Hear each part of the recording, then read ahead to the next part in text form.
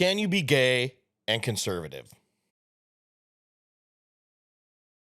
Well, I have several gay friends and acquaintances, and I would say absolutely. Can you be an atheist and be conservative? Of course. You see, folks, even the secular realm recognizes the value in biblical absolutes. They just don't adhere to the spiritual aspect or have a relationship with Jesus Christ. I mean, thou shalt not murder, thou shalt not covet, thou shalt not steal, thou shalt not bear false witness, thou shalt not covet thy neighbor's wife. I mean, these are just a few of the principles that God has laid out that, if followed, work pretty well to maintain a well-functioning society. And many of these principles were also recognized by our founders. That's what much of the Constitution is based off of. A perfect example of this is fitness star Jillian Michaels, who at some point recently, like Joe Rogan and many other California liberals, have sort of started to see the light on this whole far-left woke progressive ideology that has even her shaking her head. I grew up here. I'm a woman. I'm a gay woman. My mom's a Jew. My dad's an Arab. I have a black kid. And believe it or not, my son is half Latin, even though he doesn't look like it. I hold a million cards in your game of woke victimology poker. And when I leave California, maybe you've lost your mind. Just maybe. Like, when you when you have me running from home,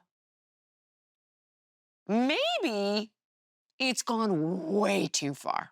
What was the line? Like what was it? My God, I guess girl, the there's end for you. not enough time. And I actually take this line from Bill and Elon Musk, and they're like, I actually haven't changed. Yes. The world around me is shifting, and I haven't moved. You see, even though she may be an atheist, she still recognizes the value in many of the principles the Bible lays out. She just doesn't have the spiritual aspect or the relationship with Jesus Christ. So my whole point in this, is she a Christian? Doesn't appear to be. But is she a conservative? Well, maybe not completely, but she seems to be leaning that way and not becoming woke, but awake. So although we don't align on everything, I can work with her on the things that we do align.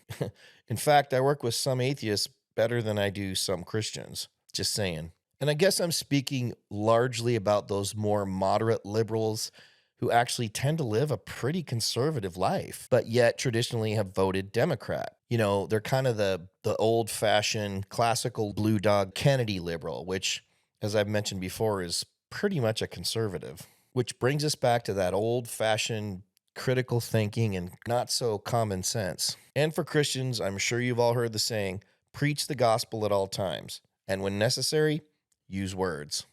Another one here locally, of course, being Brandy Cruz, formerly of Q13 Fox News, whom I've had many disagreements with in the past, but ever since COVID seemingly has had a change of heart in a lot of areas politically. And again, folks, COVID really woke a lot of people up to a lot of things, including the epic scale on which our government and political leaders can lie to us. Shocking, I know. I encourage you to check out Jillian Michaels' podcasts and Brandy Cruz's The Divide. Very informational. She has become quite the investigative reporter. Kudos, Brandy. We may not always agree on everything, but even though there is a divide, let's come together on the things we can agree. Thanks for watching, guys, and if you don't mind, subscribe to my channel and don't forget to smash that like button. And please, check out my shorts.